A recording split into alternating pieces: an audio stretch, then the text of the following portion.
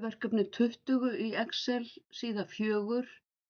Ég ætla að sýna ykkur hvernig þið blandið saman tölum og texta í B-dálki og í D-dálki. Og setjið svæðið B3 til B19 í blokk og farið hérna í Number og farið í Custom og finnið þetta útlit hér, þetta hér. Hitið á orðabil, Shift og 2 og skrifið íbúar og lokið með Shift og 2. Og þá sjáið þið sýnishornið hérna fyrir ofan. Og þetta talnaútlit er á B3 til B19 og á D-dálki.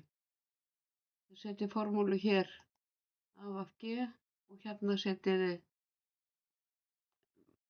max og min og large og small. Þannig að ég ætla að vista.